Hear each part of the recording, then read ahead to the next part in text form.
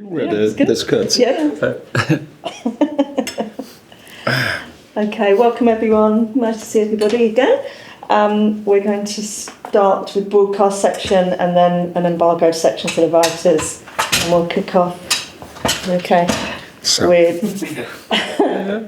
We'll start with Johnny from Sky Sports News. Oliver, good to see you. You well? Hi, thank you. Yes. Good stuff.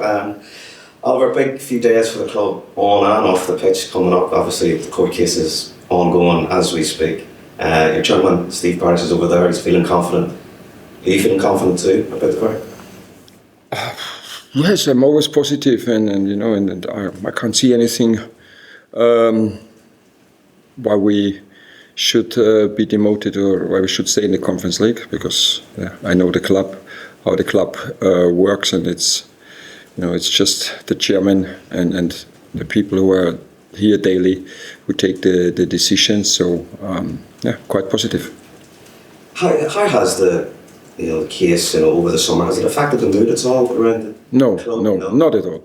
So first meeting we had after when we met, it was just mentioned it once, and we have one slogan for us is we want to focus on the things we can influence, and so we can't influence the decision of the UEFA. We have no influence on the decision of the CAS, so just makes no sense. And the players really did very well. The whole pre-season and training worked very hard. We were never talking about it. We said, okay, on the 11th of August we will get the final verdict, and we will accept it. So it's the only thing we can do. And our job is to prepare for 4 competitions, because we will play definitely 4 competitions, and we're looking forward to this. And again, our job was and is to be best prepared, and this is what everyone did. I'm just wondering, has it affected you maybe doing business in the transfer window, because just the uncertainty of what European competition you will be in, No. attracting players? No. Good. So, how satisfied have you been with the transfer window so far from the business you've done? Well, I mentioned it. I think we were quite passive, So yes, we replaced Matt Turner with Walter Benitez, and we replaced Ben Chilwell. The 2 lone players went back with Borna Sosa. It's good to have them in the building, but I think we have to add a few players to be ready for this competition, and especially I think it's no secret, Eddie Nketiah. He missed more or less the whole pre-season, so because on the second day of start of pre-season he had a small injury, and now he has a more serious injury. He will be out for looks like 8 weeks, and then without any pre-season, I think it will take him 3-4 more weeks at least to be ready. So it's 3 months at all. Kelek Bora, so is a young right wing back, has problems with his back, not able to train, out the whole pre-season. We don't know when he will return. Mateusz Franke, unfortunately injured again, so out, missed the whole pre-season after being injured more or less the last 2 years. So we are short of numbers, and if we want to be competitive in all 4 competitions, what we want to be, we have to add players, and especially we have to add players with quality. And this is now it's what we have to do the next 3 weeks, because then the window closes. So it looks like, or it can be, that we have 6 games from Sunday till end of August, and so it's just told you facts now. So and that's why we have to act. You say you have to act. How confident then, with the remaining of the window, are you of getting players into something? We have to. It's about Crystal Palace. It's not. So I read. It's a wish of the gaffer. It's a promise. No, it's all about Crystal Palace. If Crystal Palace wants to play European football, wants to play 4 competitions, wants to climb the Premier League table, and reproduce the success again, it's just what you have to do. So everybody knows this in the building. So of course it helps if players are in early when you start with preseason, because here you have time to train. As I mentioned, if we have now 6 games, training has more or less stopped. It's just playing, and then the international players go playing with their national teams, and then it's just games for 3 weeks. International break again, just games, international break again, no time for training. Then makes it just harder to integrate the players. And let's say this is what we missed. And we have to be honest to ourselves. We missed in the last weeks to bring in the new players early enough. But again, I never complain because it's past, so I can't change it anymore. And it's the focus on the future. It's on the focus on the players who are here. And they did a great job. So that's the positive side is, let's say, the 15, 16 players who played most of the minutes last year are still here. So the group, they know how we want to play. We started completely on a different level compared to last season. The basics were here. It's not just to get back into the rhythm and activate everything in their minds. Of course, they could switch off, and it was necessary for them. But we started on a really completely different level, different mindset, different standard we set last year. And this is why I'm looking forward to the season in a very positive way.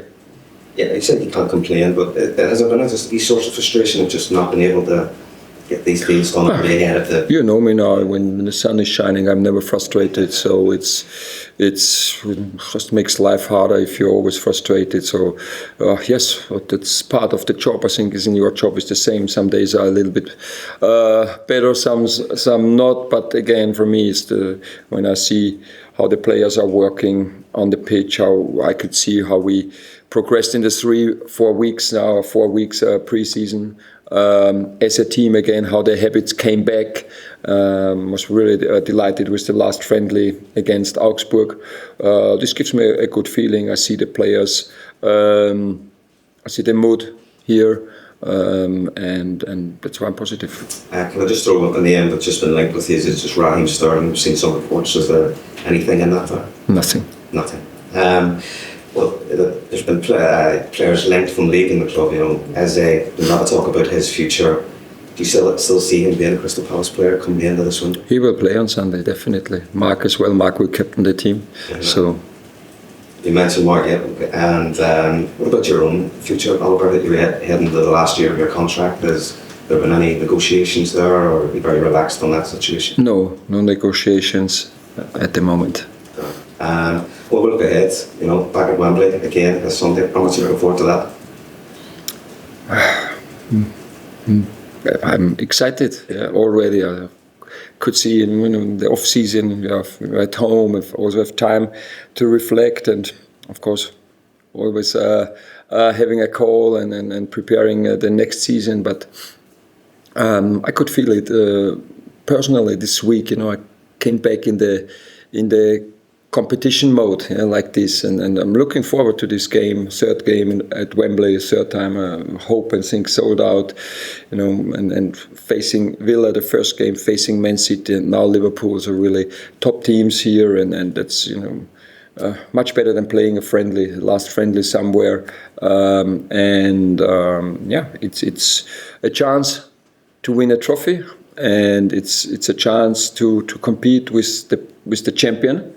And we want to show our personality again. We want to show how we play. We want to show that we are able to compete with every single team. And this is how we prepared in the last couple of weeks. And players again give me confidence. And I think in the last game at Liverpool, we could see how the game could happen, how the game could be.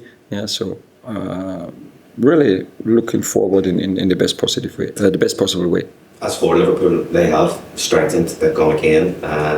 What have you made of their business, and would you see them as maybe favourites to retain the Premier League title again this season? Yes, first of all, I want to say, with all, and now talking about all the transfer business here at Liverpool, so I think they were the toughest thing happened with Diogo Jota and his brother, and then we see how unimportant transfers or trainings or games are. So really because when I got the message, so really down, like everybody who is involved in football, and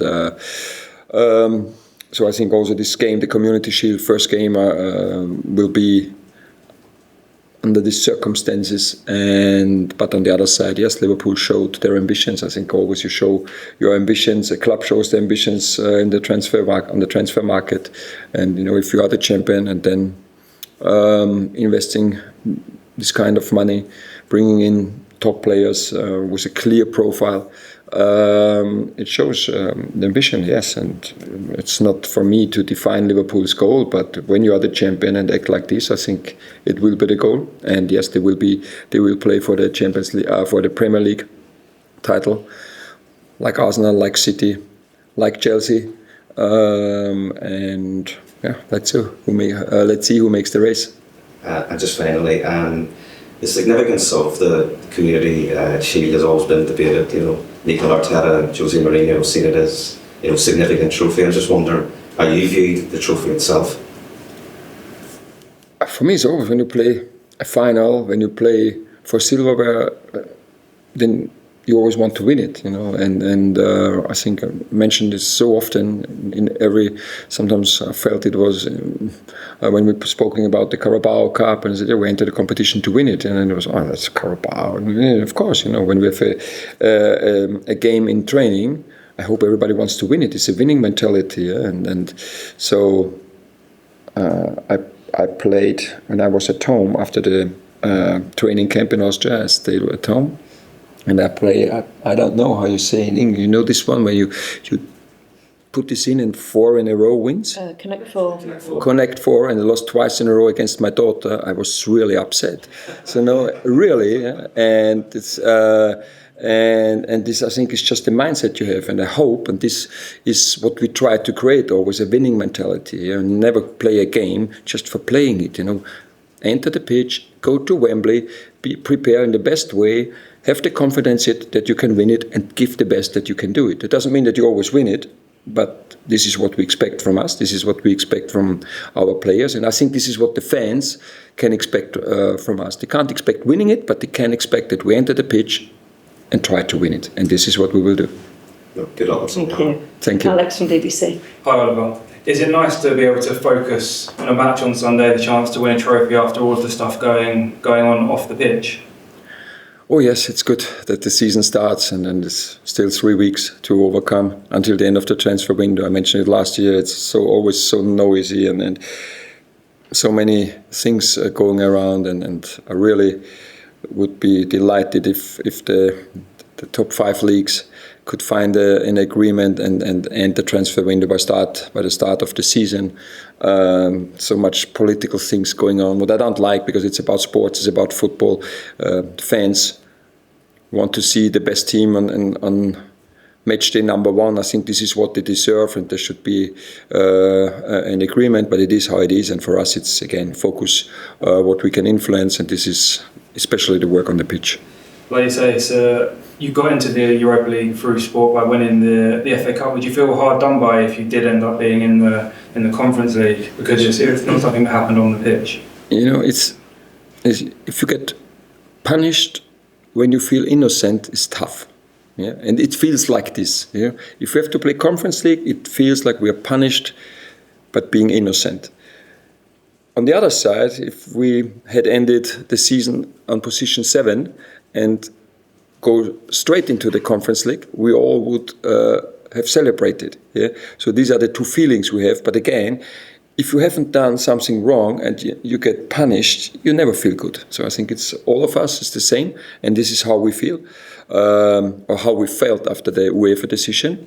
And then we hope that this verdict brings us back, the CAS verdict brings us back into the Europa League, because again, we haven't done anything wrong. And the transfer window is still a couple of weeks ago. How many would you like to see new players come into the squad before then? A situation like this now, I think we need definitely 2 more players, 1 in the back and 1 in the attack. Everywhere else we have good numbers, good quality, good competition, challenging the players each other, to the top level. This is what we need. And these two positions we definitely need to add. And finally, just a fitness update. Chip Doucoure, he missed obviously a large part of last season with an injury. How is he getting on this pre-season? Yeah, it's the same. Jack had a setback. We don't know when he will return. Still not able to train. Knees reacting, and so it's especially for him. He's such a lovely guy, and it's tough. Coming here, it's also almost 2 years now where he's not in a training and playing rhythm, and then coming every single day and work in the gym, work in rehab. Then you try to enter the pitch, you get a bad reaction of your knee again. It's really tough. So he gets all the support, but he won't be back in the next couple of months. Thank you. Haters? Yeah. Do you want the mic? Oh yes, please. Can you pass the mic back? With Mark and Libero, have you spoke to them about the rumours circulating about their future, how they mentally heading into this game? No, I haven't spoke to them since the last game at Anfield Road. I hope you don't believe it. So of course, I'm talking to the players almost every single day. So not just to them, but yes, we talked about it. But I won't tell you what we were talking. Is it something you just have to accept that players of their quality will be linked to clubs like Arsenal? It's part of success. If you are successful, that means the players performed very well, and then it's then when you are Crystal Palace, this is what happens. That the maybe bigger clubs are interested in your players. We had this last year, especially with Michael. And it just shows that we have great players in the squad, high talented players, and they did very well for Crystal Palace. And then it's normal that there are rumors, there are some speculations. But if you watch the training sessions, they are 100% focused on Crystal Palace. And again, then we will see what happens. Thank you. Our friends from Austria? In German. These ones are in German, yeah? In German? That's okay. Yes. Who understands? Who understands? You already. Kim, you were in Austria with us. Huh? Yeah. No, I think I'm quite honest, Sometimes I think I'm telling you too much. It's always. Nach dem Erfolg beim FA Cup, wie groß ist jetzt die Hoffnung auf den nächsten Coup? Ja, nicht die Hoffnung, ist die Vorfreude natürlich auf nächstes Spiel, 90.000, sagen wir, ein super Saisonauftakt, dann gegen den amtierenden Meister zu spielen und zu zeigen, dass es wieder möglich ist. Wir haben wieder die Hälfte vom Stadion, unsere Fans im Rücken und freuen uns riesig, dass es in dieser Art und Weise so ähnlich wie es aufgehört hat letzte Saison, diese Saison wieder beginnt. Was würden Sie sagen, welchen Stellenwert hat das Match am Sonntag und wie sehen Sie die Chancenverteilung? Ja, klar ist, dass Liverpool immer der Favorit ist, wenn Liverpool gegen Crystal Palace spielt, als Meister gegen den 12. Platzierten, auch natürlich, wie sie jetzt nochmal am Transfermarkt agiert haben, ihre Mannschaft verstärkt haben. Deswegen wird Liverpool ist der Favorit, Man City war auch der Favorit und gewonnen haben dann wir, also wir rechnen uns durchaus Chancen aus, auch zu gewinnen. Und so werden wir das Spiel auch angehen. Ja. Als Stellenwert, wenn du etwas gewinnen kannst, dann willst du etwas gewinnen. Also das Beste wie ein Freundschaftsspiel. Und in dieser Atmosphäre, nochmal, wenn du 40.000, 45.000 eigene Fans im Rücken hast, dann bist du es einfach auch schuldig, um den Sieg zu spielen. Und das werden wir machen. Wie zufrieden sind Sie mit dem Kader des Vereins für die neue Saison und mit den Transfers? Auf der einen Seite ist sehr positiv, dass wir bisher eigentlich alle Spieler halten konnten. Es können de facto mit der gleichen Mannschaft beginnen, wie wir das FA Cup Finale gespielt haben. Deswegen haben wir auch auf einem ganz anderen Level zu trainieren begonnen. Wir haben dann 2 Leihspieler, die zurückgekehrt sind, haben wir mit 2 neuen Spielern ersetzt, haben leider ein paar verletzungsbedingte Ausfälle oder Spieler, die verletzt waren und jetzt nicht zurückkommen, wie wir es erwartet haben. Und deswegen müssen wir einfach den Kader noch einfach auch mit ich sage zumindest 2 Spielern, ich möchte nicht sagen auffüllen, sondern wirklich Qualität hinzufügen. Wir werden 4 Bewerbe spielen, rechnen mit mindestens 55 Pflichtspielen. Es geht jetzt durch bis Ende Mai, Anfang Juni. ohne irgendeine Pause. Unsere Nationalspieler kommen nochmal 10 Länderspiele dazu. Das heißt, die werden dann 65, 70 Spiele haben am Ende der Saison. Und da brauchst du einfach auch einen dementsprechenden Kader.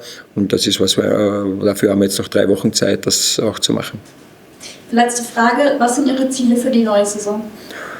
Das ist immer einfach von mir zu beantworten. Es ist immer besser zu sein wie in der Saison davor. Ja. Stillstand, Rückschritt ist etwas, was ich überhaupt nicht leiden kann. Und deswegen werden wir alles dran setzen, besser zu sein als im letzten Jahr. Und dann schauen wir, was rauskommt. Super, danke schön. Thank you. Thanks very much. That's the end of the broadcast.